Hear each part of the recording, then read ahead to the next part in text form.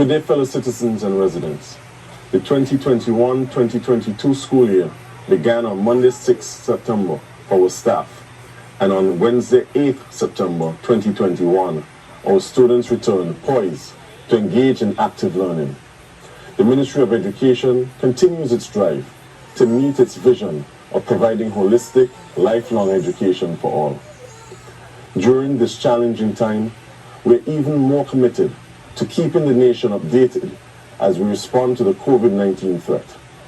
Therefore, today, I will speak about the Ministry of Education guidelines for the reopening of school document and highlight two critical areas that guide the management of our institutions. Those critical areas are 1, the instructional models, and 2, the emergency level system. Across the Federation, preparations were made to ensure that our students return to safe and healthy school environments. The Ministry of Education's guidelines for the reopening of schools have been updated for the academic year 2021-2022, effective 1st September 2021, and is available on our website at education.gov.kn. The document is divided into 4 parts. Part A outlines important days and dates for the school year 2021-2022. Part B describes the logistical arrangements for school operations. Part C describes school operations, and Part D gives the health and safety protocols in light of the pandemic. The updated guidelines provide clear and actionable guidance for the safe operation of our schools and other educational facilities, as the protection of our children and staff remains our top priority. In light of the current COVID-19 status in our Federation, the Ministry of Education deemed it necessary to formally approve 3 instructional models, that is, on-site, hybrid, or remote. The established system is fluid and allows for institutions to move seamlessly from one to the other as required. However, on-site instruction is the gold standard for educational engagement. But if and when the health and safety of students is adversely impacted by full on-site instruction, schools or specified grades within schools will move to either hybrid or remote modes of education. Hybrid modes of instruction allow for on-site instruction when a school operates on a shift system, with instruction further supplemented through use of MS Teams. Remote learning occurs when on-site instruction is suspended. Under these conditions, students learn safely at home, accessing education resources through MS Teams or educational packets. In recent times, several of our schools and early childhood facilities have been impacted by COVID-19. The Ministry of Education has worked collaboratively with the Ministry of Health to first and foremost uphold the safety of all and mitigate the further spread of the virus. Consequently, on receipt of reports of individuals who 1, are exhibiting flu-like symptoms, 2, have had contact with someone in quarantine, or 3, have had contact with a person positive for COVID-19, the established emergency monitoring and response system for schools is used to guide decision-making. The emergency system has 4 levels, ranging from 0 to 4. The conditions under each of the levels are as follows. Level 0, school is open for on-site instruction and all students can attend.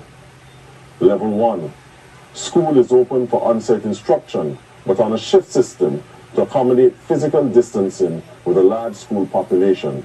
Thus, students attend school at designated times. Level 2, school is open, but testing and contact tracing is ordered by the Ministry of Health.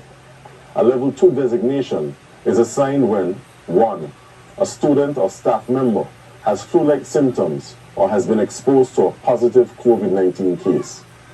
2, a student or staff member whose immediate family or a relative who they have had significant close contact with is in quarantine. 3, a student or staff member has tested positive for COVID-19. Level 3, school is closed by the Ministry of Education under the guidance of the National COVID-19 Task Force. It is important to note that a school's emergency level is not static. Schools can and have moved rapidly from one level to another, and a school at level 2 or 3 can in a very short period of time return to level 0. Over the past week, several schools have moved through various levels of the emergency monitoring and response system.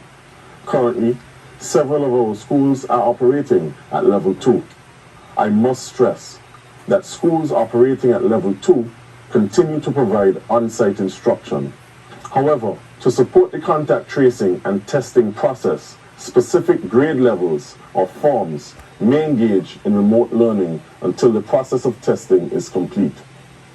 Given the current national environment, we are taking great care to minimize disruptions to the learning environment while adhering to the necessary standards for the safe operation of our schools.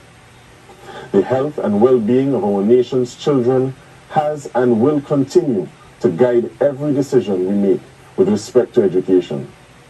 I am appealing to all of us to continue to work to ensure the continued health and safety of our nation's citizens and residents.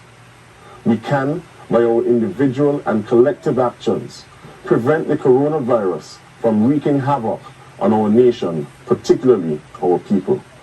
Thus, I urge us all to continue to follow all the precautionary recommendations and guidelines outlined by our government acting on the advice of the National COVID-19 Task Force. Let us continue to uphold the appropriate hygiene protocols and to practice the necessary physical distancing to limit the spread of the virus. To parents, I am appealing to you to ensure that your child or ward does not attend school if displaying cold or flu-like symptoms. Further, it is of the utmost importance that they refrain from attendance if they have had contact with someone in quarantine or who has... Further, it is of the utmost importance that they refrain from attendance if they have had contact with someone in quarantine or who has tested positive for COVID-19.